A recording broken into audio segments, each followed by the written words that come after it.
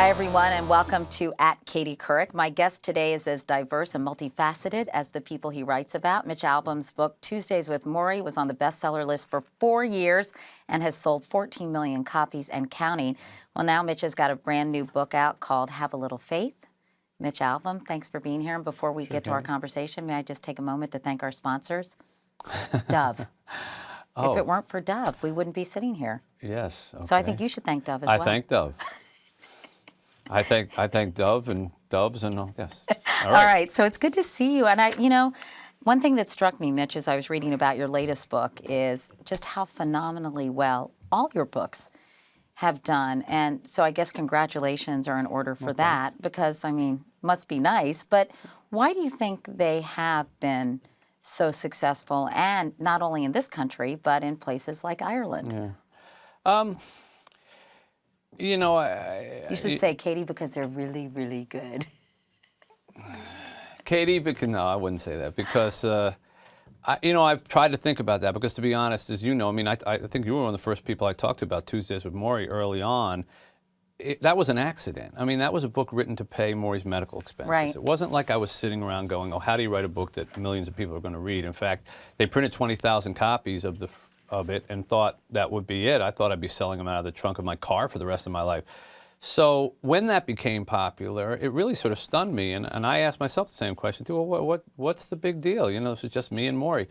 As time has passed, and it's been a long time now, I think if I had to break it down, it's that people can slide themselves into my books. Either they're me asking the questions of an old man who's dying, or they're Eddie and the 5 people you meet in heaven wondering if they mattered on earth and asking the questions that he did. There's always a character in my books that asks questions, usually about, kind of bigger things about what's life about or whatever. Mm-hmm. And maybe, if I had to guess, that would be it, that rather than just being a plot, a story about a particular character might be fascinating, interesting, but you're done with it, you put it down. People embrace these books, give them as gifts and say, I'm in there. I see myself in there. And it's not like I'm aiming at them that way, but that seems to be the way they respond. And they really deal with universal themes, and as you said, sort of questions, and I think relationships at their purest in a way, and I think people appreciate that, and that's probably why they gravitate to them as well. I also don't rush to write them, and that may help. I don't have a schedule, which is very rare in the publishing world. Generally, if you're at all successful in publishing, they want you every year at the same time. They want to carve out a little weekend every year that's when you come out. And I've always said I can't write like that. And it was 6 years between Tuesdays with Morrie and the 5 people you meet in heaven, which was an eternity in the publishing world. And they said, what are you doing? You're crazy. It was 3 years between that and the next one. It was 3 years for this one. I've gone from nonfiction to fiction and then back to nonfiction. Only because I only write something if I feel that it moved me in some way, so much so that I thought, A, I need to write this to get it out of me, and B, there's something here that people might be able to relate to. And so maybe that's why they work. That's the best guess I have, anyhow. And you told me, I think I'm the 19th person you've been interviewed by your book tour. Well, only because we're a little late in the process. You would have been first, but sure. But you're heading to Ireland after this, so your books are very popular internationally, or at least in Ireland. Yes, no, a lot of countries. They're published in about 40, 50 countries, and I've been to a number of them. I find that some of my authors don't want to go. I don't want to travel. I say, it's crazy. Someone in another language interviewing you, and you sit there and they go, Mr.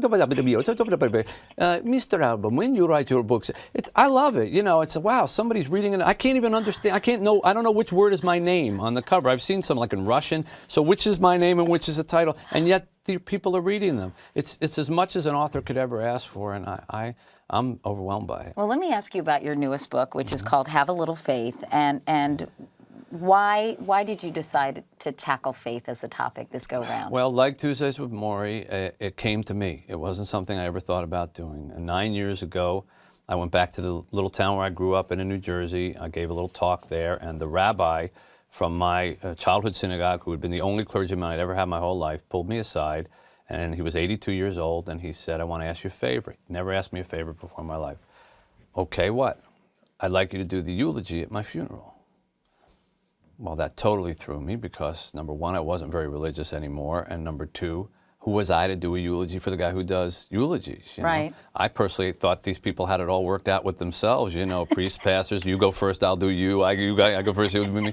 So all I could think of was to say, well, I mean, if you really want me to do this, I need to get to know you as a human being. I've only known you from the seats. And he said, I accept. And that began what I thought would be a couple of months.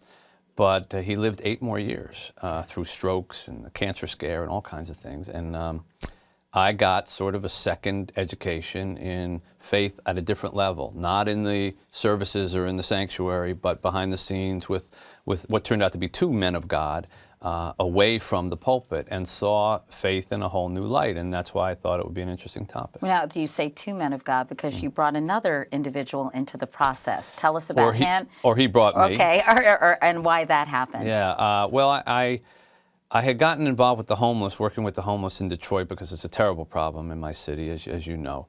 And I had heard about this church that ran a homeless shelter out of the church itself, and people slept on the church floor, but it had this huge hole in its roof where rain and snow literally came in. And so I went to go see the pastor of this church, and he turned out to be a man who, when he was younger, was a thief, a drug dealer, an addict. He was incarcerated, the whole 9 yards, and turned his life around one night when he thought he was going to be murdered by his drug dealers. He was literally on the ground holding a shotgun behind a row of trash cans, and he looked up and he said, Jesus, if you get me through tonight, you can have me in the morning. Probably not expecting to get through the night. Well, he got through the night. And he actually kept his promise. And 20 years later, here he was at this broken down church in Detroit, a guy who had once earned $500,000 a year selling drugs, now ministering to the poor and the homeless for nothing. I mean, he really didn't take a salary. And I got to know him, and as I got to know him, and I would spend, Sundays or Mondays or Tuesdays there, and then I'd go back to New Jersey and be in the suburbs with this venerable older man, and then back again in Detroit. And I thought, wow, you can't have 2 people that are more different. And yet they're united by this one very powerful thing, faith, that they are relying on to get them through their individual challenges, the rabbi who was about to die and the pastor who was in danger of losing his church. And I said, if you can connect these 2 dots, then faith really must be something that weaves its way through. And that's when I knew, okay, maybe there's a book here. Not at the beginning when I was first doing the eulogy thing, because that was a one-on-one thing, but when I saw that you could connect these 2 worlds, I wanted to try to do that. So one of the things I think, as you said, there's something here. You learned that they had something very much in common. There were similar characteristics or character traits that they shared. What really did kind of unite these 2 men from very different faiths? Well, many things. For example, both of them had lost children very young. And I remember talking to, I called the rabbi the Reb, so I'm going to keep doing that. Is that because in Yiddish people say Rebbe? Well, I don't know. It's because I couldn't figure out why it wasn't the Rab. No, it was the Reb. Well, for us, it was when we were kids in the synagogue. He was so big and scary that it was like a superhero, like the Thing or the Hulk or the Reb. That's how you refer to the Reb. I thought he wore a cape underneath his robe, but I used to run the opposite direction when he came down the hall. I mean, if I saw him, I literally physically ran. I was so afraid that he would just look at me and go, "I know you sinned," And I didn't even know what I did, but I felt guilty already. And so to actually go back and see him again was sort of odd because I'd always run away from him. But I found out that he had lost a little girl before I was born. She was 4 years old, and she died from an asthma attack, which today would be nothing, but in the 50s they didn't have. And so raced her to the hospital. An hour later, doctor said we couldn't save her, and he howled at God. I mean, he got angry, and he said, "How could you do this to me? Haven't I done enough for you? What did she do? She was a little child." And I said to him, "Well, didn't that make you doubt the existence of God?" And he said, "No, quite the opposite. It was because I had something to yell at and to get angry at and to ask why that I ultimately was able to heal. I would much rather be in a world where I believed that God, for whatever reason, was there but couldn't answer my prayer than to think I lived in a world where there was nothing out there at all." And that is a very big tenet of faith. And it was the same for him as it was for Henry Covington, who also lost a 5-day-old son. and went through the whole thing about, is this because I was bad? Is this because I was a criminal? Are you punishing me? All the rest of it. But again, didn't shake his faith. So, I mean, there are many, many parallels between them. But I think that the idea that you choose to believe in something bigger than yourself, and what all that means, is the thing that unites not only these two people, but also every people of faith really around the whole world. How did you change? I mean, you told me when the rabbi approached you and asked you if you would do his eulogy that you weren't a particularly religious person. Right. And has this experience changed you? Oh, yeah. Has it deepened your faith? And Well, if so, how? It's not only deepened my faith, Katie. I'd say the first thing it did was knock the cynicism out of me. And I have to admit that about 10 years ago, you would not have gotten me to sit down in this chair if you told me the subject was faith. I would have said, I'm not check, really. Please. Yeah, check, please. I don't want to talk about yours, and I really want to talk about mine. I think I focused, like a lot of people, on the bad stuff that happened in the name of faith, church scandals, ethnic cleansing, all this kind of stuff. And by being with these two guys for 8 or 9 years and seeing faith on a small level, not on this global thing, but on a small level, I lost that cynicism. Seeing Henry Covington, for example, at midnight on a cold Detroit night where the church is freezing because they can't afford to heat it, and there are 90 men sleeping on the ground on the church floor under blankets, and he's sitting up 10 o'clock, 11 o'clock, 12 o'clock, just watching over them, making sure that they're safe because it's his church and he feels responsible. That's a huge act of faith. Seeing the Reb at 90 years of age, he's long since retired, interrupting our conversation and say, wait a second, and picking up the phone and taking forever to look in the phone book and dial one number at a time, and then getting a congregant on and saying, just calling to see how you are, want to hope that you're in services this weekend, because he believed in the idea of a community, what he called a sacred community, and keeping it together, even though he'd long since been retired and wasn't getting paid for this. You see enough of faith done for the right reasons, because you truly believe in it and because you believe in being good to other people. And you have the cynicism smacked out of you, or else you're a very cold person. And that's probably the biggest thing. And now I'll talk to anybody about their faith. And if it's not mine, it doesn't matter, because I still think that there's something good and pure in faith that's practiced goodly and purely, right. And not perverted. Other than the fact that they both lost children, I mean, they're very similar. I think this is an important point that I don't want to totally gloss over. Very similar tenets to almost all faiths in terms of charity and service and all those things, compassion. I mean, they're very, very similar, just with different holy books and maybe different robes. Right. Well, I'll give you another parallel example.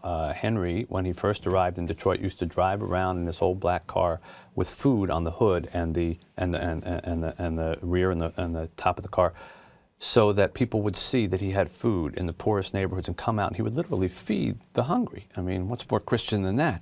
And one man who came out was a guy named Cass. He was a crack addict, a homeless guy.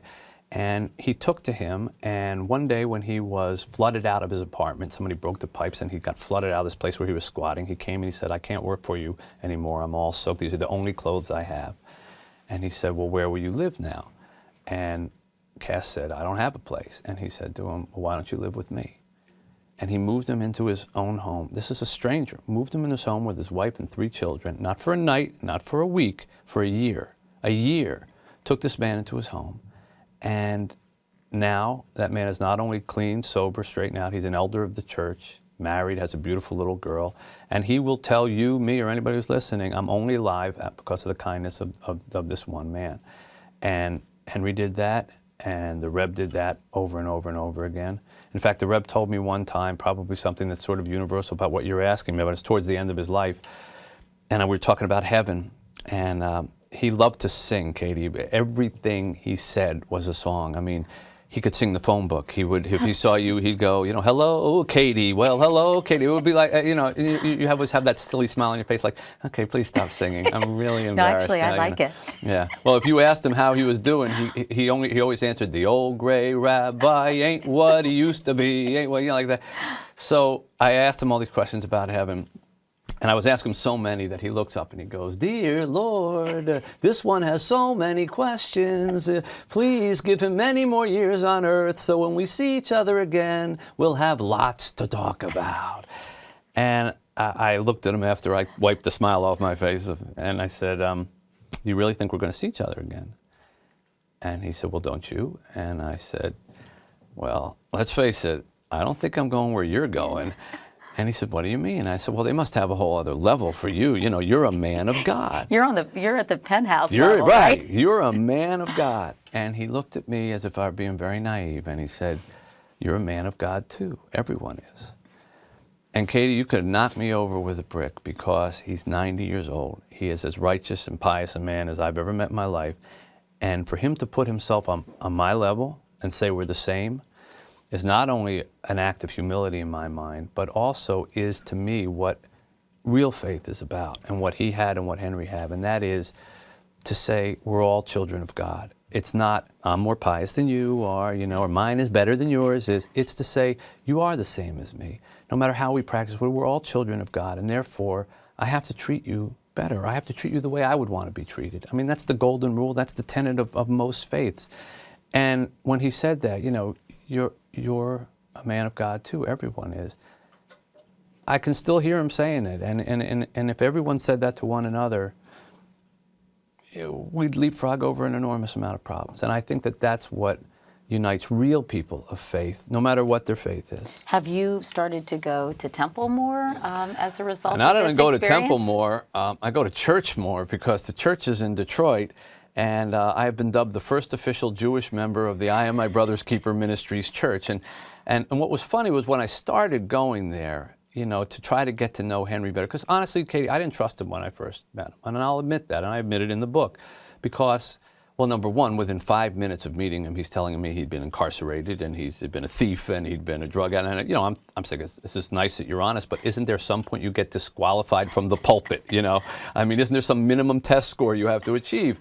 But when I got to know him behind the pulpit, behind the scenes, and saw him more purely like that, I had to come into his world, and I was going to these services in a plastic tent. This is what they built inside their church, a plastic tent, because it was so cold, and this roof hole that was so big that they up in the front of the sanctuary had the homeless clients built a plastic wall with 2x4s, and on Sunday mornings they would huddle together with their coats on and pray for a better day in a plastic tent, amazingly in the 21st century in America. And he's preaching about, you know, drug abuse and crack pipes and things that I've never heard before. And of course, a white guy in a black church, that's a whole nother experience, you know, because right. everybody around you is, you know, jumping up, and you're aren't we supposed to sit here like this? And I got over the distrust that I think we all have towards each other's faiths. And so when you say, well, do you go to temple more? I'm more involved in my synagogue now because naturally of the book and all the involvement, but also I don't mind going to this church. It's not my particular strain of religion, but I can feel close to God there, and I like listening to Henry. And I've learned to leap over that hurdle of, well, it's not the same as me, so it can't be good. That's not an attitude to have, and I think if we can break that wall down and say, okay, it's different, but it can still be good. I'd still rather live in a world of faith where everybody has some faith than to live in a world where nobody believes in anything. You know, I was thinking as you were talking about this church in Detroit, not the homelessness problem in Detroit, and the economic situation in Detroit is so dire. What is it, 30% unemployment right now? I mean, it's just really a tragedy in many ways. And how do these people maintain their faith in such a terribly challenging environment? I don't know. It's what fascinates me about it. It's what motivates me to do what I do with the homeless in Detroit. I went down and stayed at a homeless shelter about 4 years ago, which is what got me started in it, to write a story about it. I didn't pretend to be anybody I was. I just waited online. I got the blanket, the soap, I got a bed, and I was waiting online for the meal. Mm-hmm. And this gentleman in front of me turns around, he looks at me and says, "Aren't you Mitch Albom?" All the places to be recognized. And I said, yeah. And he looks me up and down again. He goes, "So what happened to you?" And, you know, I laughed too at first, but then I thought, well, you know, that's a perfectly reasonable question. Yeah. Where he's standing. Why not me? Right. I'm sure he never thought he was going to be there. All I am is, you know, one substance abuse problem away, one bad series of investments away, and I'm on line with him. And I never was able to get that sentence out of my head, even when I came back home to my house in the suburbs. I said, what happened to you? And in Detroit, there are a lot of people who have moments like that, and that's why they get involved. And what's been amazing to me to watch at this church is as our situation has gotten worse and worse and worse, 30% unemployment, nearly 100,000 abandoned buildings in the downtown Detroit just left to rot, more and more volunteers end up coming down and working at that church. Now, why would that be? You would think people would pull in and say, I got to take care of my own. I'm not helping anybody else. I am a charity case. But what they say is, this reminds me that what I have still isn't as bad as it could be. And I feel, especially unemployed people, I feel like I'm doing something. And it's something that I learned about faith and about the sense of community by being around these men that, Katie, you and I we have some similarities in the fields that we chose to be in, and we know that these fields are very consuming, and you're always meeting people, and you can think, you know, well, I need to meet this one because he'll help me with this, and I need to stay networked, I need to stay connected, and you know, many fields are like this, and we spend a lot of our time in work relationships, and weekends are with work relationships, and nights with work relationships, because work is going to take care of us, we're going to feed us, and in the end, you know, we need to have these connections. Well, what's happened in Detroit? Also for ego reasons. And ego, okay. And then what happens in Detroit, and it's happened on the national level, is you get let go. And what happens? None of these people want to have anything to do with you. You're contagious. They don't even want you calling them. And where, at least where I live, where do the people go? To the church or the synagogue. That's where they end up back in. And who brings over the casseroles at night when someone's sick, or who takes up a collection drive when a kid can't afford an operation because the insurance is out? It's the church or it's the synagogue. These are the sacred communities that people belong to. And we're kind of forcing people back into those because we put a lot of faith in this workplace thing that suddenly we realize you're only as important to them as the job that you happen to be doing or the division that didn't get cut out yet. And whereas a church or synagogue, you're there for as long as you want to be there. You know, I don't think God or the men of God ever say, you know, unemployed? Can't come here, you know. Yeah. There's another church down the street for the unemployed. So I've learned a lot about, you know, economic times and how they tie into faith, and there's a connection. Do you have faith that Detroit will rebound? I mean, it seems so bleak.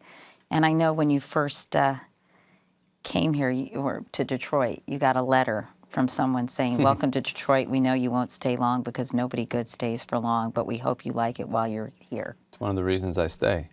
I'm trying Just to prove that person wrong. Yeah. Yeah. I saved that letter because I hadn't even written a column yet for the newspaper I was hired for, and they were already saying, A, glad to have you here, so they were being too nice to me, and B, we know you won't stay, but because all the good people leave, so they're presuming that I'm going to go, and C, but we hope you liked it while we're here, so they're back to the nice thing again. And it's that quality that makes me believe there has to be a way for Detroit to survive.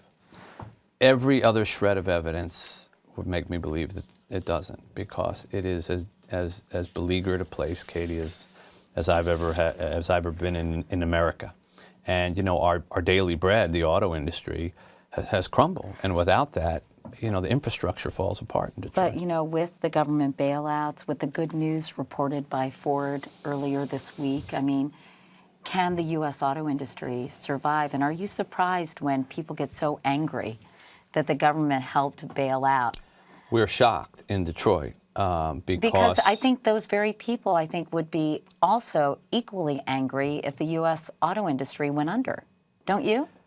Well, not at first, because they wouldn't realize what that meant. But you cannot be a nation that doesn't manufacture anything. You can't be a country that just goes out and services things and buys everything abroad. The auto industry was more than just making cars. You know, during the Great Wars, it was the auto industry that turned into munitions factories and kept everything you know, going afloat. This is a history of people doing things with their hands and making things that we shouldn't be so quick to throw out so that we can all get into credit derivative swaps or whatever they're called. You know, right. that's nothing. Yeah, but it's all not. It's air. It's betting on money. And in Detroit, we do take it personally. When the three auto execs came down for the hearing and all they wanted to talk about was who flew in on a private jet. Okay, it was a bad move. Great. Although many of the Congress people probably flew in on private jets too and went, don't ask me that question. But that wasn't the point. I mean, you're talking about the biggest American manufacturing thing. I think they somehow said that 1 in every 10 jobs in America is somehow connected to the auto business. People don't realize the ancillary jobs that are involved in terms of people who are making seats or transmissions or this that, and the other thing that are all involved in the right. auto industry. And in Detroit, it isn't 1 in 10. It's 7, 8 in 10. Right. And so when that goes under, it basically was America saying to us, well, too bad for you. Good luck sinking, And meanwhile, we're seeing senators from states that had foreign auto manufacturers, making the biggest argument against us. So it was a really rough stretch. I'm glad that Ford seems to have survived. I don't know what's going to happen with GM. Chrysler is a shadow of whatever it was. We don't even know what it is or who actually really runs it or owns it. But it's not the same as it once was, Katie. I don't think it ever will be. Can I ask you a few sports questions before you go? Because I don't really get to like. talk to a sports guy that often. So, what do you think about ARod? Do you think he's had his first really good postseason? He was so derided for choking in the postseason. I sound like I know what I'm talking about, don't I? Yeah, pretty good. But do you think, good. he's the one who looked at me, Mitch, and said, I have never done steroids. I saw that interview. And of course, we've learned otherwise. But do you think he seems to have found himself a little bit in this season. Are you an ARod fan or not? One thing I've learned, Katie, after having done the sports thing for, almost 3 decades is nobody really knows nobody in this business. That's true. So for me to try to analyze him sitting in a chair with you as to who he's really many people sure do, right? Well, they do. Well, it's a sport in and of itself, breaking down who he is, and especially in New York where, you have all the other stuff about seen here, seen there, seen with this actress, seen with this person. In Detroit, we just happy to be seen, period. It's never with anybody. But I don't know. He's hit a few baseballs well in a World Series and in a postseason, and suddenly everything that was wrong with him is right. Yeah. I don't think there was that much wrong with him when he wasn't hitting it, and I don't think it's all flipped around because he happens to be dating one particular person. He finally relaxed enough to perform in a postseason. Good for him. He's an extraordinarily talented player. Good for him. He clearly has a problem with the truth in certain situations, as you witnessed. Bad for him. And like most things, it's a gray area. Everyone wants to say he's the great guy or he's the bad guy. He's got good and bad in him like most of us. Like everybody. Yeah, like everybody.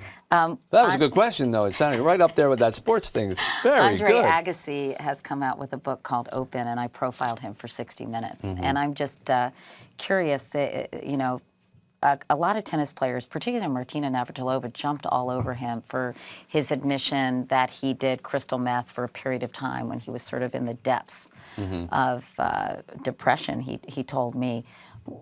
Do you think he's being judged too harshly, or is it right to feel extremely disappointed in his behavior?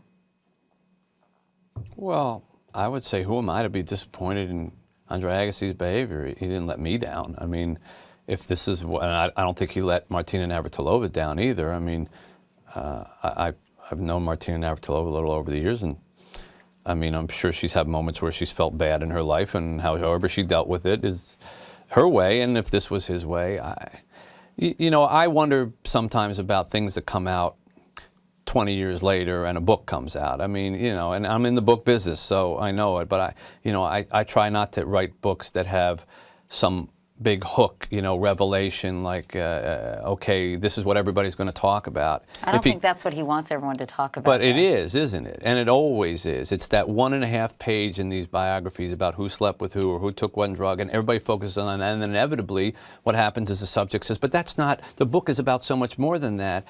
But at the same token, I know the book business, and someone was saying, ooh, this is a headline. Ooh, it's a bullet point, and people are going to talk about it. So if you didn't want it talked about, don't bring it up. But how can? Well, I think your cynicism that you told me you've gotten rid of. I said I got rid of it towards faith. Reappeared, not reared its sports. ugly head. Yeah, well, I'm not. I think he would that. say, I can't write a book called Open without telling people everything about my life. Well, having said that, I mean, I'm not judgmental of him. If that's, I'm glad he got off of it, and I'm glad he straightened out. But I don't know too much about it. It is always interesting to see. And this is what I've taken from fame, Katie, and you've met far more famous people than I have, but I've met a share. It ain't what it's cracked up to be. And I've never, thankfully, pursued fame for fame's sake, and I don't ever want to. And I remember I play in a band with some writers, Like Dave Barry Dave and Barry, Stephen King, and Stephen King one Wait, time. there's Amy Tan's in it too, right? Ridley Pearson, Greg It's a little Iles. scary that I know this. Yeah, it's really scary because we're really terrible. I And, heard. yeah, I haven't yeah, listened to you, but yeah. I've heard well, you're really please bad. don't. Well, yeah, we're better off not listening to. We're one of the bands that our music actually gets better the further away you get from it. But Stephen one time was they're playing a show and a fan lit all her fingernails on fire. And went to the stage and held it up. And one of the guys in the band turned to another one and said, I don't ever want to be that famous. And I have that attitude too. You know, it's nice to be known and hopefully known for the right things, but big fame, like, you know, athletes get and all the rest of it, can do funny things to you. Howard Stringer at Walter Cronkite's funeral described the bright, hot spotlight that could burn as much as illuminate. And I thought that was a very good way of putting sort of the whole experience. Or in America, even more. It's almost like, you know, I make the joke, a leaf and the sun get along just fine until you put a magnifying glass between them. And then the leaf is disintegrated, right? Well, that magnifying glass can be, you know, attention, spotlight, media, fame. And I've seen it working on the other side. And so I always try to keep the right distance from it to, you know, keep my family and myself sane. Yeah, I hear you on that. Yeah. Hey, by the way, I want to well. mention before you go really quickly, I thought this was so nice. You're not doing a traditional book tour. No. You're actually taking your book and talking to churches and at synagogues and at homeless shelters, which is, I guess, probably the first ever book tour that's held that way, right? Yes, especially since we give the books away. It's probably not really healthy for the publishers or the bookstores, but I've done the whole, you know, I've been blessed enough to do the bookstore thing on several other books, and you go and you sign and you sign and you sign. And I try to talk to people when I'm at the store, try to tell a little story, and it's hard to stand on a table in a bookstore with a latte machine going off in the background. And with a line of people who they're trying to usher through. And you're trying to say, but God is and faith is. And so I they're said, like, move it along. Yeah. And they're making a, like, you know, did you want mocha with that? And so I said to them at the beginning, I don't want to go to any bookstores. I want to go to the places that you mentioned. I want it to be quiet. I want to be able to talk about this. And I want every one of the things to have an element that we go in the daytime to a soup kitchen or a shelter or whatever and tell some of the stories. And that's been some of the most fascinating places that we've stopped. And to see people who are their own version of Henry Covington, you know, before he turned his life around. Right. And they hear his story and they hear about this church with a hole in its roof and how we're going to fix that hole. And that whole metaphor about, you know, everybody's got a hole in the roof in some way. Right. You know, there's some part of all of us that rain comes in, you know, and we're trying to fix it and we're trying to patch it. And you can see some legitimate hope in people's eyes. And